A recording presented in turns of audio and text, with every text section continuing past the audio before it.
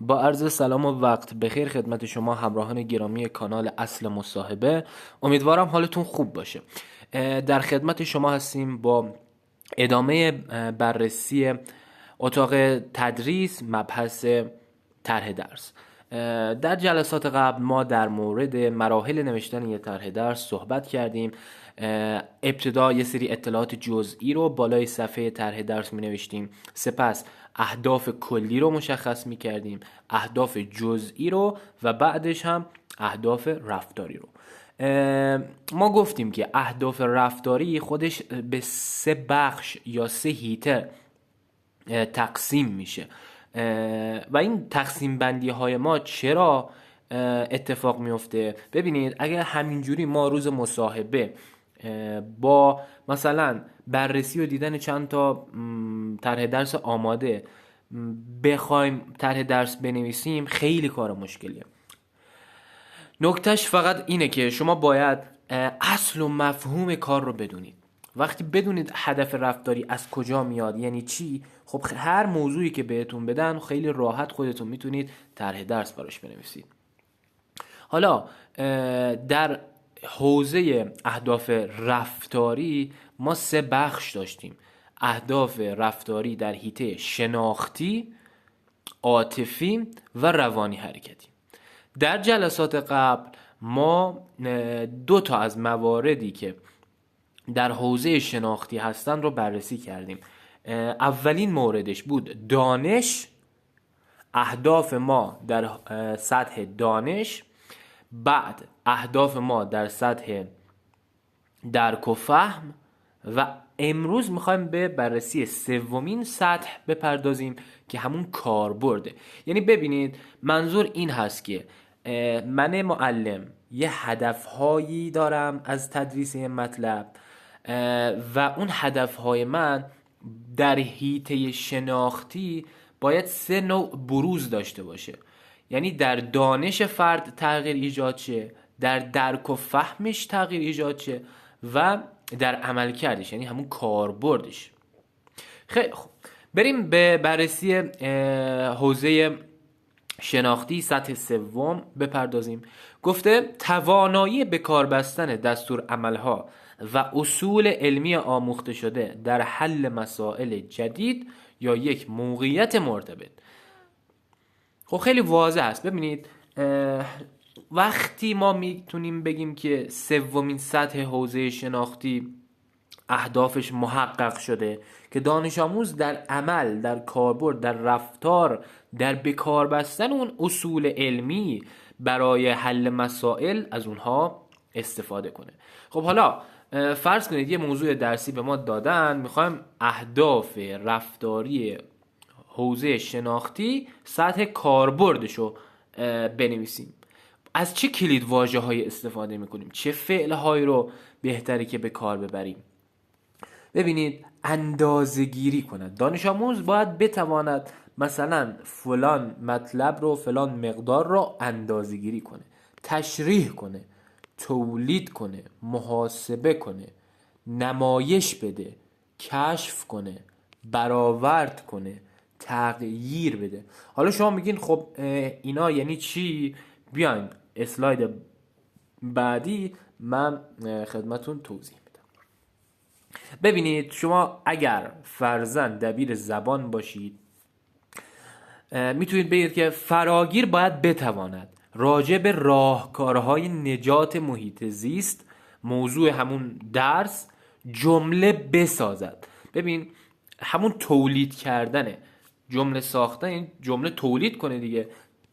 اینجا بود کلید واژه تولید کردن. ببینید، میگه فراگیر باید بتواند راجع به اون مطلب مورد نظر ما یه جمله بسازه. این میشه یه هدف کاربردی رفتاری در حوزه شناختی. هدف بعدی، مطلب بعدی چیه؟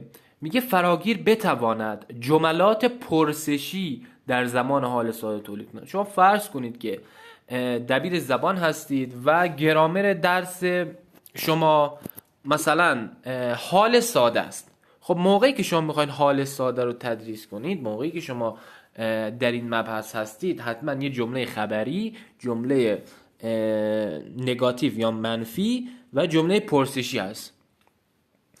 حالا موقعی که ما بدونیم و بگیم به دانش آموز که آقا شما باید از این مراحل استفاده کنید، به این جمله میگن جمله حال ساده، اون میشه حوزه دانش. اما وقتی که دانش آموز این دانش رو فرا گرفت و به سطح بالاتر رسید، یعنی درک و فهم، یعنی مثلا اگر کتاب دیگه جای دیگه اون ساختار گرامری رو دید تشخیص بده، اون میشه فهم. اما یه زمانی هست که داره تولید میکنه، خودش داره از اون قواعد، از اون ساختار استفاده میکنه و جمله سازی میکنه. به این جمله ها، به این سطح از حوزه شناختی میگیم کاربرد. خیلی خوب، دیگه من همین مورد اولش رو خیلی توضیح دادم، بقیه رو اینقدر توضیح نمیدم. مورد بعدی گفته فراگیر باید بتواند جمله پرسشی در زمان حال ساده تولید کند. اینو گفتیم. مورد بعدی، فراگیر باید بتواند اعداد 1 تا 100 را در زبان انگلیسی استفاده کند یا به زبان انگلیسی مثلا بگوید. خب دیگه این در حوزه کاربرد دیگه. مثلا دانش آموز سال 7، آقا شما میخواید تعداد رو بدونید که در عمل میتونه انجام بده یا نه. مثلا 10 تا 15 تا 20 تا شیء رو در کنارش قرار میدی، مثلا میگیم به انگلیسی زیرش بنویس که اینها چند تاست. مثلا مینویسه مثلا به انگلیسی 16 یا 17 16. اوکی؟ بنابراین داره به کار میبره اون دانشش رو. بریم توی رشته زیست بررسیش کنیم. میگه فراگیر بتواند با کمک گوشی پزشکی به صدای ضربان قلب همگروهیش گوش دهد و تعداد ضربان را در مدت 1 دقیقه اندازه بگیره. کاملا یک هدف کاربردیه. مورد بعد، فراگیر بتواند نام دریچه ها، رگ ها و حفره های قلب را روی شکل مشخص کند. ببینید شما هدف اولتون در حوزه شناختی دانش بود. دانش آموز بتونه بگه مثلا دریچه میترال، دریچه سلختی، دریچه دولختی، فلان و فلان. هدف بعدی میشه درک و فهم. دانش آموز بدونه که آقا هر کدوم از این دریچه ها، رگ ها، حفره های قلب چه وظیفه و چه نقشی دارن. مثلا اول خون وارد بطن راست میشه، دهلیز راست میشه، یا اول وارد دهلیز چپ میشه. موقعی که اینو تشخیص بده به سطح درک و فهم رسیده. اما ما اینجا میخوایم یه قدم فراتر بذاریم. ما یه شکل قلب رو میام برای بچه، برای دانش آموز تهیه میکنیم، بهش میگیم خب نامگذاریش کن. حالا تو باید نامگذاری کنی نام هر کدوم از این اجزا.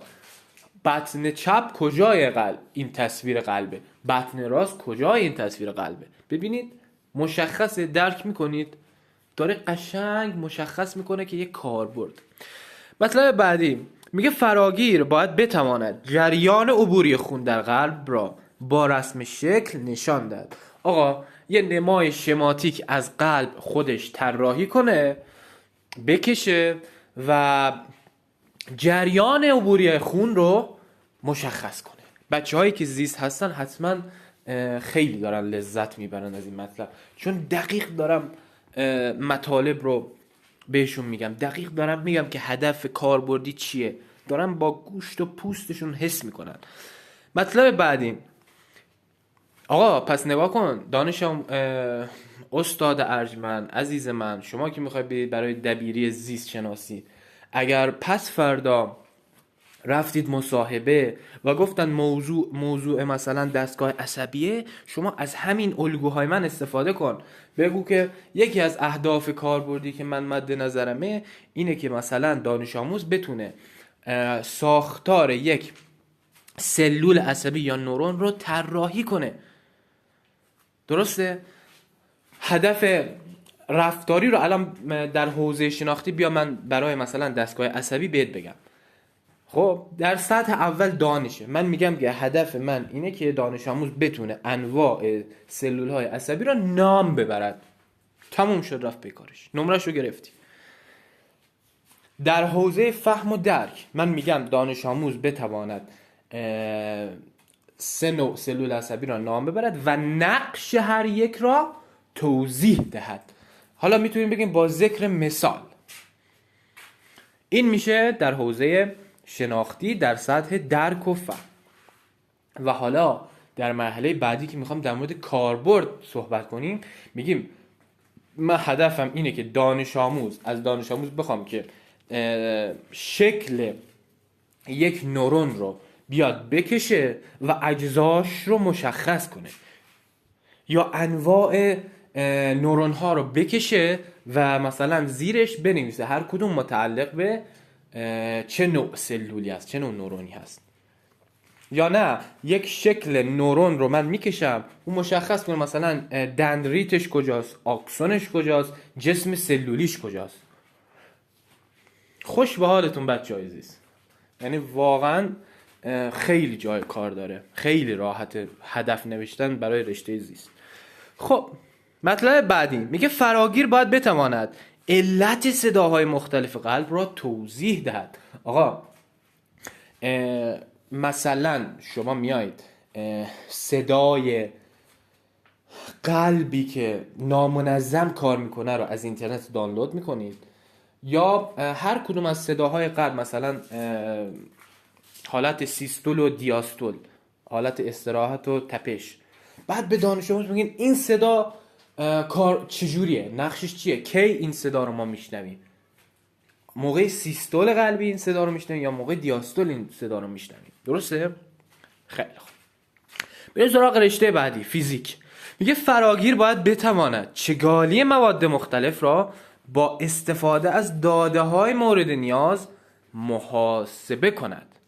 آقا جان خیلی دیگه راحته. ما میخوایم که دانش آموز یه عملکردی انجام، یه رفتاری انجام بده.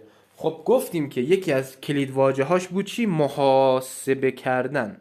بذارید من اینجا بهتون نشون بدم. نگاه، محاسبه کردن. در ریاضی مثلا اگر بود میگفتیم مثلا دانش آموز بتواند فلان مطلب رو به دست بیاورد، محاسبه کند. خیلی راحت. مطلب بعدی میگه فراگیر باید بتواند چگالی یک جسم با شکل نامنظم را به دست آورد. یه شکل به دانش آموز میگیم آقا این ما محیطشو مثلا حجمشو نمیتونیم به دست بیاریم، اینو چجوری چگالیشو به دست بیاریم، و باید اون عملی انجام بده. مثلا اینجوری باشه که میذاریمش توی یه لیوان آب، اون سطحی که آب بالا اومد رو اندازه گیری میکنیم، اون میشه حجمش و بعد ما چگالیشو به دست میاریم. درست میگم بچه‌های فیزیک؟ همینجوری باید بکنیم دیگه. در رشته زمین شناسی بریم بررسی کنیم. میگه که فراگیر باید بتواند با تمایز قائل شدن بین چند کانی یا سنگ که در اختیارش قرار گرفته به شرح ویژگی های هر کدام بپردازد و کاربرد آن را برشمارد. خب اگر مثلا ما از دانش آموز انتظار داشته باشیم که بیاد مثلا نام 4 تا کانی که مثلا در فلان منطقه بیشتر هست رو نام ببره، این میشه چی؟ این میشه حوزه دانش. یه زمانی هست میگیم شما آقای دانش آموز، من هدفم اینه که شما علاوه بر این که بتونی نامشون ببری، اگر من این کانی ها رو آوردم، اگر من این نوع سنگ ها رو آوردم، بتونی اصلا دیگه تشخیصش بدی. این میشه فهمش. ویژگی هاشو بدونی میشه فهمش دیگه. اما یه زمانی هست من علاوه بر این که این سنگ رو تقدیم دانش آموز میکنم، میگم تو بگو این اسمش چیه، کاربردش چیه، نقشش چیه و توی صنعت مثلا کجاها به درد میخوره. اون قشنگ توی کلاس باید بیاد بررسی کنه، ویژگی هاشو بررسی کنه. یک کار کاربردی، یک عمل کرد محسوب میشه. خیلی خوب، بریم سراغ مطلب بعدی. اگر دبیر ادبیات بودیم چجوری هدف رفتاری در سطح کاربرد بنویسیم. میگه فراگیر باید بتواند برای نوشتن خاطره خود زاویه دید مناسب انتخاب کند. درسته؟ آقا از دانش آموز میخوایم که مثلا خاطره نویسی یه خاطره بنویسه، توضیح بهش میدیم، دانشش اضافه شه، فهمش اضافه شه و در نهایت هدف ما اینه که چیکار شه؟ آقا موقعی که اون داره خاطره نویسی میکنه یا داستان کوتاه مینویسه، به جای خاطره مثلا میتونستیم بنویسیم داستان کوتاه، زندگی نامه مثلا یه نفر دیگه، بتونه زاویه دید مناسب انتخاب کنه. یا اصلا یه مطلب دیگه، یه مطلبی که مختص مثلا درس ادبیات باشه ولی تو کاربرد، جنبه کاربردی داشته باشه. خب توی رشته شیمی اگر میخوایم طرح درس بنویسیم چه هدفهای رفتاری کاربردی میتونیم بخوایم؟ میگه فراگیر، این هدف منه به عنوان دبیر شیمی، انتظار منه، هدف منه. فراگیر باید کاربردهای گازهای نجیب در صنعت را برشمارد. ببین باید کاربرد این گازها رو بدونه کجا استفاده میشه، به کاربردش ربط. فراگیر باید بتواند درجه اسیدی و بازی بودن یک ماده را با استفاده از اطلاعات مورد نیاز محاسبه کند.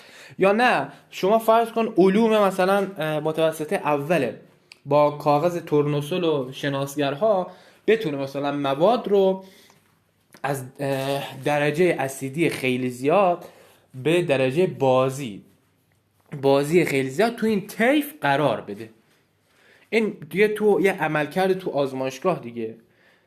یا بیاد مثلا توی متوسطه دوم با اون فرمول ها محاسبات انجام بده. مطلب بعدی میگه فراگیر باید بتواند در آزمایشگاه رابطه انحلال پذیری و دما را نشان بدهد. خب واضح. بریم سراغ رشته جغرافیا. میگه فراگیر باید بتواند نام و محل رودخانه های بزرگ را روی نقشه مشخص کند. درسته؟ آقا ما یه نقشه بهش میدیم، یه کره زمین بهش میگیم تو این رودخانه ها رو، تو این رودها رو روی این کره زمین مثلا نشون بده، با یه علامت زبدر مشخصشون کن. خب این دقیقاً متوجه میشیم که داره یه کاربردی از دانش آموز میخواد.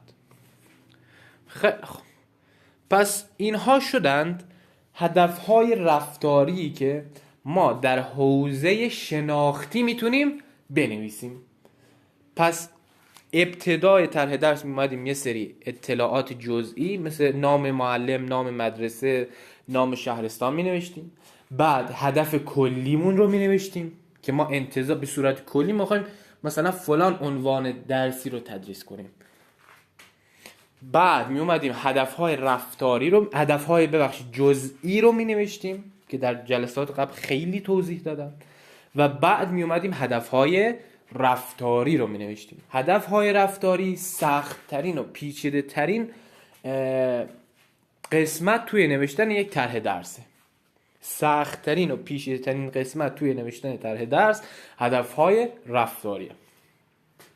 پس و ما بررسی کردیم که اولین حوزه هدفهای رفتاری حوزه شناختی هست که خودش 3 قسمت داره: دانش، فهم، کاربرد. از جلسه بعد ما میایم دومین حوزه یا حیطه هدفهای رفتاری رو مورد بررسی قرار میدیم که دیگه اون بخش‌های مختلفی نداره. اینم نمودار یا دیاگرامی که ما میخوایم ازش بهره ببریم.